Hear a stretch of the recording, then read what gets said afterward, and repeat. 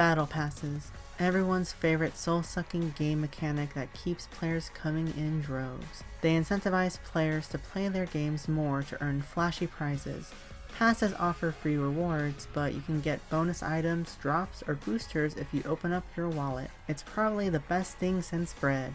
Not sliced bread, good old regular bread. Fortunately, maybe unfortunately, I've been gone for several months because my family and I got COVID. What's worse is, for some reason, they got over theirs in a few days. Mine lasted 10. Plus, I still suffer from long COVID, which makes me fall into a daze by staring outside my window, looking up at the sun. Well, the doctor recommended I look at something else that's bright, my monitor. So, why not put my time into something useful and play games? That's what I did this summer. Mostly. I had lots of games on my plate, and plenty of them have battle passes now, so why not share my experiences with them? Are they worthy of their price and time? How do developers react to feedback? And did I finish all of them? Let's check and see in my summer of battle passes. Alright, so I haven't played Among Us in a long time, but an old friend wanted to go back and play it for his birthday, so we did just that. Surprise, surprise! They added battle passes in lieu of Cosmicubes. While there are some you can buy, the one I did was free and I really liked how it went. So, you gain credits from playing games and they have this roulette system to multiply them at the end. Then you spend your points on items in a branching path. Within the span of 4 hours, I got practically all of one side of the Cosmicube. Among Us's pass is nice with how easy it is to gain points, and you can choose which items you want to go for instead of grinding for them. Unfortunately, Fall Guys didn't learn from that. When Epic Games announced they were buying Mediatonic, the developers of Fall Guys, I was skeptical because I've never enjoyed Epic Games as a company or service due to prior experience with them. And as time went on with them becoming this capitalistic monstrosity, my fears grew even worse. Which then made my fears come true because they fucked up so bad. Fall Guys went free to play this update, which is nice to have more players and giving them the chance to try the game out, but they made it insanely difficult to get content. Most content now costs cash, and the Battle Pass only gives you crumbs. There are some nice collaboration items with Assassin's Creed and Godzilla, but most of it was just accessories that were also in the shop for points. It didn't really incentivize me to play the game, especially since the coveted items were at the beginning and the end of the pass. However, we need to talk about the missions. Fall Guys had challenges before to get crown shards and kudos, but it was minimal. Now there are several types of missions. One positive is they encourage players to queue into special modes to guarantee pass points. Then there are some specific ones which just boggle my mind. So, Fall Guys reorganized their queues in an interesting way. They made it so people had a sort of hidden rating for beginner, amateur, and expert map selections. Alright, seems fair, especially with it going free to play, but when you have missions for a specific map type with defined actions you need to do, it makes it impossible to complete these missions. Examples are carry objects for 400 seconds, or earn a gold medal from team games 8 times, or jump 300 times on survival rounds. I had so much difficulty trying to complete these bloody challenges. My most problematic ones were the team ones. I don't know what I did, but I got team games once in a blue moon. The only time I was able to complete these challenges were when specific event queues were open focusing on them. Now, some people may say, what about squads? And I tried that. The only time I got team games were in the final rounds, where they were the ball games. And I don't know if you've seen the meme of my team versus the enemy team before, but my experience mirrored that meme. So, at the end of the first season, which is actually its 5th, I did complete it, barely scrapping by on the last day, only to learn they delayed the next season and extended the pass until then. Fun. I've been playing Genshin Impact more casually lately since the updates haven't been enticing. Thus, I put off the Golden Apple Archipelago until the end. That doesn't mean I didn't attempt to play Genshin though and do dailies and weeklies for the Battle Pass, just not enough. I got up to level 21. Now I only bought the pass once, but I've been able to clear it before. If I was actually invested into the game this patch, I probably would have completed it. Unfortunately, there are other passes requiring my attention more.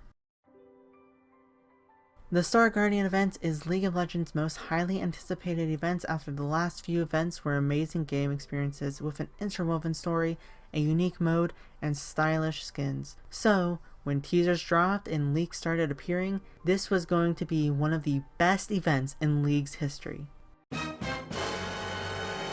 Yeah, it was a major disappointment for me and many others. I was looking forward to it since rumor on the streets were that Syndra was getting a prestige skin. Her character in the universe was surrounded in mystery due to her being one of the first Star Guardians and working on stuff behind the scenes, so continuation would be perfect. I care about her because I main Syndra. She is my favorite lore-wise and mechanically to play. I even cosplayed her as Star Guardian Syndra, twice.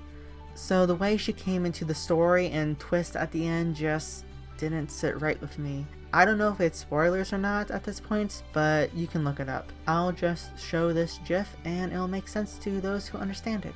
As for the pass itself, this was probably the worst experience I've ever had with a pass overall. So they made it so the pass lasted only a month, but they advertised 2 prestige skins, both costing 2,000 tokens each. You get tokens from completing missions, with the most common being playtime to earn points based on wins or losses. Meaning if you wanted both prestige skins, you either need to buy the pass and no life it, or buy tokens from bundles. As a reminder, Riot said they're making events so you don't have to do that. That is not accounting for the other rewards like chromas, eggs, borders, icons, etc. So it isn't feasible to do this. I didn't keep track of how much I got overall, but I know it's over 3,200.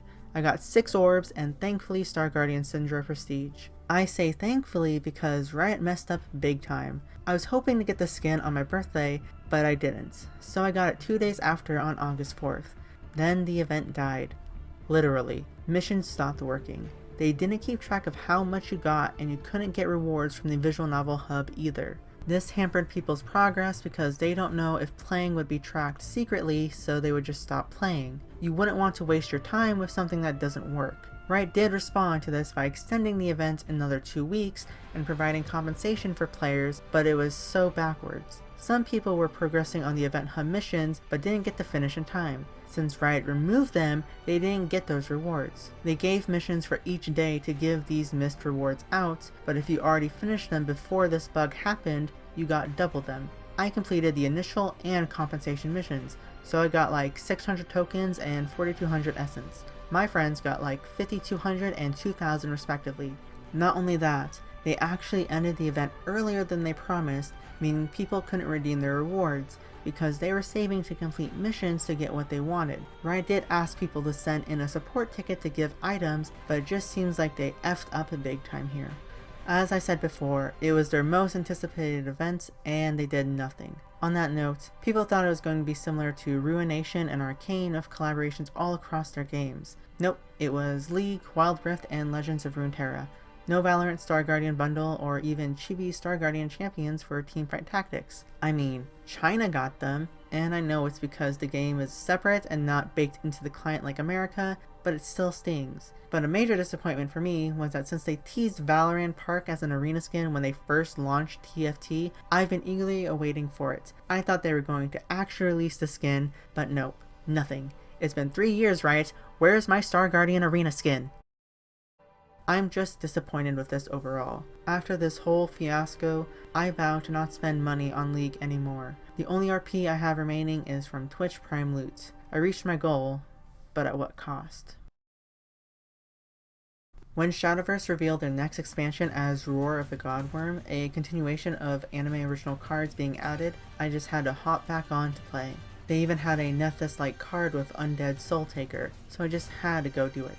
They have missions to complete to get battle points, and then there is a weekly limit to complete duels for missions as well. If you regularly do the missions and play, you can make it quite far into the pass. Unlike me, I worked towards the leader skin in case I decided to buy it, but now I have no plan to. It may take a while, but if you actively play the game, it is one you can feasibly complete with a free reward every other level. When I mentioned Teamfight Tactics and Valorant, that was foreshadowing, because they are our last 2 passes that I did. For the former, I bought the pass because of them making the last arena skin special with unique income markers and game interactions. Plus, it is a fantasy theme this time compared to the techno-steampunk aesthetic of the last set. You get similar rewards as previous passes with different finishing strikes, arena skins, little legend eggs, shards, and 2 special little legends. Then if you complete all of it, you get 3 Aurelian Soul emotes as bonus rewards to work towards, which I got. I completed the whole pass a week before it ended. They have free weekly missions to do, which helps a ton to get it all sorted out since each game is 50 or 100 points toward the pass. Thankfully, this pass and the Star Guardian pass worked well together, but I got less points for leagues. I immensely enjoy the theme of the set, and the addition of the treasure trove to finish your build is a godsend. Hopefully they start adding Chibi Champions as past rewards too, or my Star Guardian Arena skin. You know what else doesn't have a Star Guardian Arena skin? That's right, the latter option, Valorant. Instead, they added the knockoff Shimmer, which is a knockoff of League's own Shimmer, as it's a perfume in Valorant. Riot is really working hard to make their games connected. Anyway, the pass also had Spitfire and Task Force 809 as skin lines. Really nice aesthetic. Except I didn't buy this pass and went for the free version instead, which guarantees a free skin at the end. As long as I could get that Shimmer Classic, I couldn't be even more happier. Have you seen how disappointed I've been in this essay? Yeah, I mismanaged my time. I was partway through level 46 and still had the final 3 weekly missions to complete. I thought I had one more day to do the dailies, play games, and complete those missions, but nah. It ended a day earlier than I expected. However, if I did time it right, I would have completed the pass. And those were all the passes I did this summer. Now, I did play other games with passes like PUBG with their Destin update, Hearthstone, and Super People sort of had one, but I didn't really focus on them like the others. Overall, I completed 3 out of the 7 battle passes, technically 4 with Valorant. So you can complete multiple passes from other games. All you have to do is no-life it. Man, game companies sure know their player bases. I hope you enjoyed listening to me rant about these passes. I honestly wish they work forward instead of backwards, but money speaks. What are your experiences with battle passes?